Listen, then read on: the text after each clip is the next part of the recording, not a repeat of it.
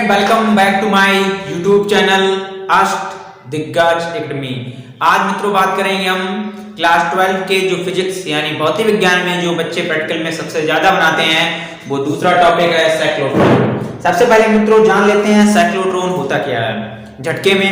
जो ये साइक्लोट्रॉन है इसका आविष्कार सन 1932 ईस्वी में वैज्ञानिक जो थे लॉरेंस, जो वैज्ञानिक थे उनका नाम था लॉरेंस। यानी साइक्लोट्रॉन नामक यंत्र का निर्माण जो किया गया था वो सन 1932 ईस्वी में वैज्ञानिक लॉरेंस ने किया था। और इसका उपयोग किसमें करते हैं? इसका उपयोग जो इन्होंने किया था वो भारी धनावेशित कण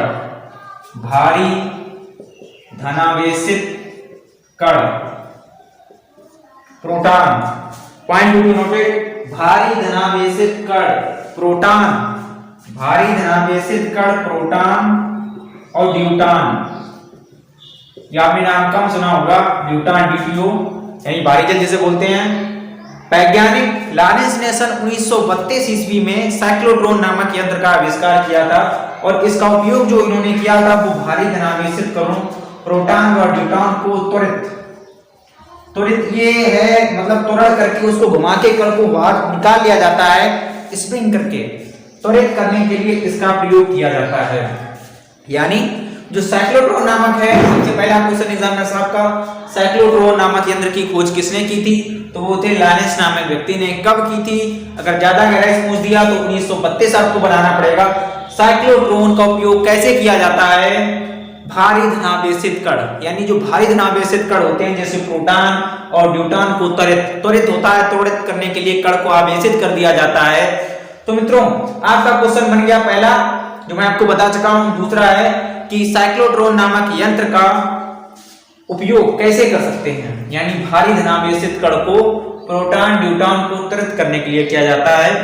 इंटर वाले छात्र कमेंट बॉक्स में कमेंट करें कि साइक्लोट्रॉन इलेक्ट्रॉन को त्वरित क्यों नहीं कर सकता।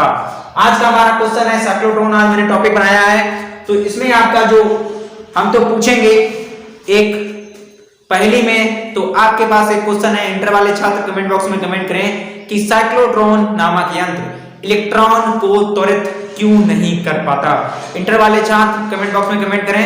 तो इसके बाद हम देख लेते हैं इसकी कार्यविधि, यानी जो आपको बताना पड़ता है कि कार्यविधि ये कार्य कैसे करता है। सबसे पहले हम देख लेते हैं बी, चुंबकीय क्षेत्र होता है। लक्ष्य मतलब ये टारगेट होता है जब कण स्प्रिंग करता है। एस यहाँ पर किसी का नाम नहीं है, नहीं तुम कुछ सोचने लगो, एस यहाँ पर किसी का नाम नहीं है। स्प्रिंग मतलब कण जो मूवमेंट करता है, यानी मूवमेंट, कण जो मूवमेंट यानी जो गति करता है ना, उसके बारे में है ये।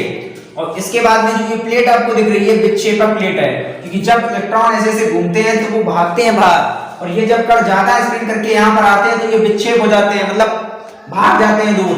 ये लक्ष्य का मतलब है, क्योंकि जब कण स्प्रिंग करते करते लक्ष्य को यानी बाहर टारगेट को निकल जाता है तो उसे लक्ष्य को कहते हैं। जो डीज है D1 और D2 और वैद्युत दोलित्र का कार्य क्या होता है वो मैं आपको बाद में बताऊंगा। ये जो सिंबल है ये सिंबल ध्यान रखिएगा, ये सिंबल, ये जो मित्रों सिंबल होता है वो होता है वैद्युत दोलित्र का।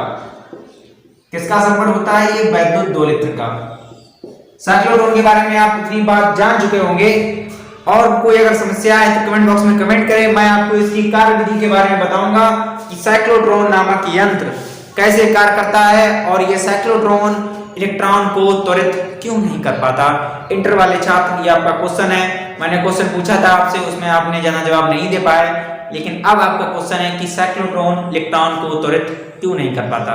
तो बने रहिए मेरे वीडियो के साथ। अगर आप नए हैं तो कमेंट बॉक्स में कमेंट करें और ज्यादा से ज्यादा इस वीडियो को शेयर करें। तो हम आपको बताएंगे कि आप जो बना चुके हैं साइक्लोट्रॉन, उसमें आपका सिद्धांत क्या है। सिद्धांत है कि इन आवेशित कणों को एक समान चुंबकीय क्षेत्र के लंबवत वृत्ताकार पथ पर जो चक्कर लगाते हैं, जो प्रत्येक आधे चक्र के बाद, यानी जो आधे चक्र के बाद इनकी ऊर्जा तीव्र वैद्युत क्षेत्र द्वारा बढ़ा दी जाती है। यानी आप अगर एग्जामिनर साहब आपके पूछे थे इसका सिद्धांत बताइए, तो आपको बताना होगा यहां से इन आवेशित कणों को एक समान चुंबकीय क्षेत्र में लंबवत वृत्ताकार पथ के बाद आधे चक्र के बाद इसकी ऊर्जा तीव्र वैद्युत क्षेत्र द्वारा बढ़ा दी जाती है, जिससे चुंबकीय क्षेत्र इन आवेशित कणों की ऊर्जा में कोई वृद्धि नहीं करता है। चुंबकीय क्षेत्र की उपस्थिति के कारण जो वैद्युत क्षेत्र यानी जो आवेशित कण है वो सदैव चुंबकीय क्षेत्र में वृत्ताकार पथ पर चक्कर लगाते हैं, वृत्ताकार पथ पर चक्कर लगाते हैं। एग्जामिनर साहब आपसे ये क्वेश्चन पूछ सकते हैं, ध्यान दीजिएगा कि कण ये गोल गोल क्यों घूमता है? कण ऐसा क्यों नहीं घूमता? ऐसा देखना, ऐसा नहीं करता, ऐसा कण ऐसा ऐसा क्यों नहीं घूमता? ऐसा ऐसा कण ऐसा ऐसा ही क्यों घूमता है? यानी कण ऐसा ऐसा घूम सकता है, फिर कण ऐसा ऐसा क्यों घूमता है? दिमाग लगाइएगा। इंटर वाले छात्र कमेंट बॉक्स में कमेंट करें। मैं आंसर अभी बता चुका हूं 10 सेकंड पहले। आंसर उसका ये है कि कण ऐसा ऐसा मूव इसलिए नहीं करता है क्योंकि यहाँ पे चुंबकीय क्षेत्र की उपस्थिति के कारण, यानी जो चुंबकीय क्षेत्र भी है यहाँ पर, जो चुंबकीय क्षेत्र उत्पन्न हो रहा है यहाँ पर वैद्युत आवेश यानी आवेशित कण चुंबकीय क्षेत्र में वृत्ताकार पथ पर चक्कर लगवाता है। हम उसमें बल लगा रहे हैं, तुम उसे चक्कर क्यों नहीं लगाओगे बताओ? हम ऐसा ऐसा चक्कर क्यों लगाएंगे? कण जो है वो वैद्युत क्षेत्र उत्पन्न कर रहा है, वैद्युत क्षेत्र की प्राप्ति हो रही है, तो कण हमेशा जो मूवमेंट करेगा वो ऐसे ऐसे मूवमेंट करेगा, समझे? ये भेजे में डाल लीजिएगा, यहाँ पर डाल लीजिएगा, नहीं तो भूल जाओगे, बता नहीं पाओगे। तो मैंने आपको बता दिया सिद्धांत। अब मैं बताऊंगा कार्यविधि कि ये साइक्लोट्रॉन किस प्रकार की कार्यविधि पर काम करता है। जितना बता रहा हूँ उतना भेजे में डाल लो, बस काम हो जाएगा आपका।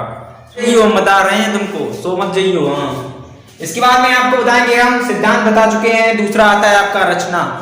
रचना में है आपका वैद्युत दोलित्र के द्वारा। ये जो वैद्युत दोलित्र है, मैं आपको पिछले में बता चुका था कि वैद्युत दोलित्र के बारे में। तो जो वैद्युत दोलित्र है इसका कार्य क्या होता है? वैद्युत दोलित्र के द्वारा दोनों डीज के मध्य, जो डीज मैं आपको बता चुका हूं, यानी D1 और D2, सॉरी ये D2 है, ये D1 और D2 जो हो गई वे आपकी डीज हो गई, यानी D1, D2 ये हो गई आपकी डीज। डीजे नहीं है, डीज है ये दोनों डीज के मध्य 10 से 15 मेगाहर्ट्ज की आवृत्ति यानी फ्रीक्वेंसी जो होती है वो 10 से 15 मेगाहर्ट्ज की होती है दोनों डीज के बीच के, यानी D1 और D2 पर 10 की पावर 5 वोल्ट की कोटि का एक उच्च प्रत्यावर्ती विभव आरोपित किया जाता है और डीज के अंदर संपूर्ण स्थान में लगभग 10 की पावर -6 मिलीमीटर पारे के दाब पर निर्वात। इंटर वाले छात्र कमेंट करें, निर्वात का मतलब क्या होता है? निर्वात का मतलब होता है वह स्थान जहां पर वायु ना हो, यानी वह स्थान जहां पर वायु ना हो उसे कहते हैं मित्रों निर्वात। और जो एस है ये मित्रों आयन स्रोत है, और जो तापित तंतु यानी तापित तंतु जो होता है उसमें सबसे इंपॉर्टेंट क्वेश्चन, अगर हमें इसमें हाइड्रोजन को त्वरित करना हो, यानी सॉरी इसमें अगर हमें प्रोटॉनों को त्वरित करना हो, मैं गलत बोल गया, अगर इसमें प्रोटॉनों को त्वरित करना हो तो उसमें कौन सी गैस भरेंगे? इंटर वाले छात्र कमेंट बॉक्स में कमेंट करें, अगर हमें साइक्लोट्रॉन से प्रोटॉन कण को त्वरित करना हो तो हम कौन सी गैस भरेंगे? तो मित्रों जो गैस वो होगी वो हम भरेंगे हाइड्रोजन, यानी ये जो है ये गैस है। अगर हमें प्रोटॉनों को त्वरित करना है तो हम हाइड्रोजन गैस भरेंगे, लेकिन अगर हमें ड्यूटानों को त्वरित करना है तो हम ड्यूटेरियम गैस भरेंगे। सिस्टम यहाँ पर भिन्न भिन्न होता है क्योंकि जो तापित तंतु होता है वो अन्य फ्रीक्वेंसी की गैस को लेता ही नहीं है, लेता नहीं है यार। अब हम हाइड्रोजन में ड्यूटेरियम गैस भरते हैं और ड्यूटेरियम को हाइड्रोजन भरते हैं, कतई नहीं होगा, ये कण त्वरित ही नहीं होगा, सिस्टम ही काम नहीं करेगा।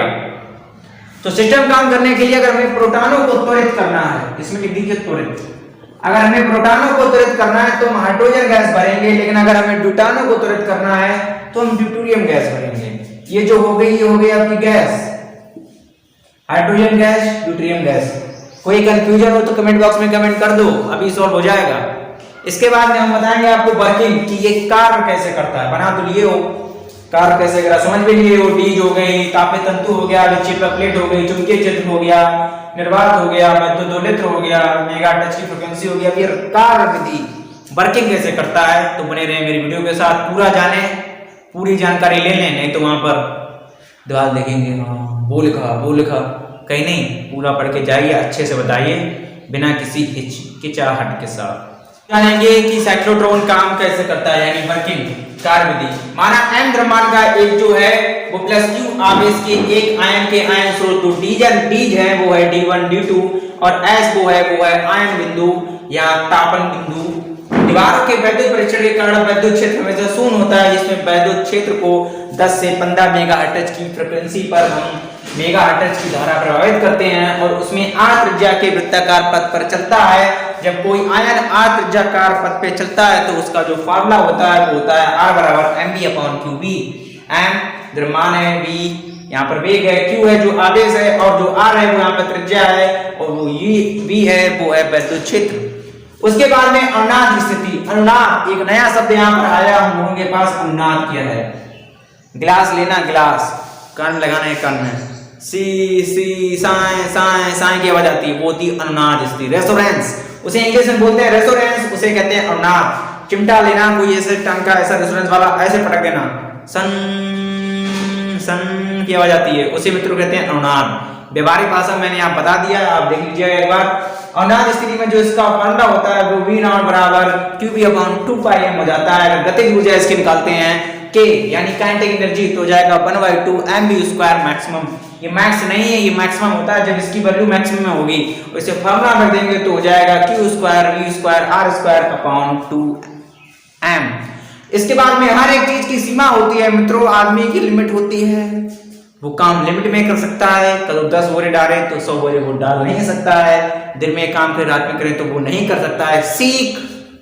ठीक उसी प्रकार साइक्लोट्रॉन नामक यंत्र की भी सीमाएं हैं। सीमाएं बहुत इंपॉर्टेंट है, जो क्वेश्चन मैं आपको बता चुका हूं कि यह इलेक्ट्रॉन को त्वरित क्यों नहीं कर सकता, तो उसका आंसर इसको मिलेगा आपको सीमा में। तो बने रहे मेरे वीडियो के साथ। आपकी साइक्लोट्रॉन की सब विधि पूरी हो गई, बची है केवल एक विधि, वो है सीमाएं, लिमिट यानी लिमिट क्या है। तो अब हम देखते हैं कि साइक्लोट्रॉन की लिमिट क्या है, यानी बाउंडेशन लिमिट। साइक्लोट्रॉन किसी कण को प्रकाश की कोटि की उच्च चालों तक त्वरित नहीं कर सकता है, क्योंकि प्रकाश की चाल होती है 3 लाख किलोमीटर प्रति सेकेंड और इसका कारण यह है कि इन चालों पर कण का वेग द्रव्यमान m के कण के वेग के बढ़ने पर निम्न समीकरण के अनुसार बढ़ता है। वो समीकरण है m बराबर m0/1 v²/c²। मित्रों इस समीकरण पे गौर कीजिएगा। मैंने आपसे कहा कि साइक्लोट्रॉन इलेक्ट्रॉन को त्वरित नहीं कर पाता है, उसका आंसर ये है कि साइक्लोट्रॉन किसी कण को प्रकाश की चाल की कोटि के उच्च चालों तक त्वरित नहीं कर सकता है, क्योंकि इसका कारण यह है कि इन चालों पर कणों का द्रव्यमान m कण के वेग के बढ़ने पर निम्न समीकरण के अनुसार बढ़ता है। वो आपको मैंने बताया m बराबर m0/√1 v²/c², जहां c है प्रकाश की चाल, v है यहाँ पर वेग। तो मित्रों मैं बता सकता हूं आपको एक लाइन में कि साइक्लोट्रॉन नामक यंत्र इलेक्ट्रॉन को त्वरित नहीं कर सकता। कारण ये है कि मैं आपको समझाना चाहता हूं, ये मान लो साइक्लोट्रॉन है, हमने इसमें इलेक्ट्रॉन पार्टिसिपेट लिया। जब इलेक्ट्रॉन सर्किल करता है, मूवमेंट करता है, ये मानो ये है सर्किल कर रहा है इलेक्ट्रॉन, ओके। इलेक्ट्रॉन अति शीघ्र, अति माने बहुत, शीघ्र माने जल्दी, बहुत ही जल्दी अनुनाद की स्थिति से हट जाता है। अनुनाद की स्थिति से ठीक अति शीघ्र हटने के कारण साइक्लोट्रॉन नामक यंत्र इलेक्ट्रॉन को त्वरित नहीं कर सकता है। इसका कारण यही है। आपको फिर बताना चाहता हूं, अनुनाद की स्थिति से अतिशीघ्र हटने के कारण साइक्लोट्रॉन नामक यंत्र इलेक्ट्रॉन को त्वरित नहीं कर सकता, त्वरित नहीं कर पाता है। आपका आंसर हो गया। और कोई भी अगर इसमें कोई कमी रही हो मुझे बताने में या आपको समझने में, तो जरूर ही कमेंट बॉक्स में कमेंट करें और ज्यादा से ज्यादा उन बच्चों के पास शेयर करें जिनके प्रैक्टिकल चल रहे हैं और उनकी तैयारी अच्छी है। अगला जो होगा वो होगा बांडेग्राफ जनित। उसके बाद मैं केमिस्ट्री का भी प्रोजेक्ट बता दूंगा जो बहुत ही इंपॉर्टेंट है। सीमेंस का ओजोनाइजर और ब्रांडी का ओजोनाइजर धाकड़ ट्रिक। आप अच्छे से एग्जाम के पास जाइए बिना किसी हिचकिचाहट के साथ। अगर आपको वीडियो अच्छा लगा हो तो मुझे सपोर्ट करें, लाइक करें, कमेंट करें, साथ ही मेरे पड़ोस वाले बेल आइकन को प्रेस करें। और कोई भी मित्र अगर आपका यूपी बोर्ड क्लास 10th में हो या इंटर में हो उसके पास इस वीडियो को शेयर करें। जय हिंद।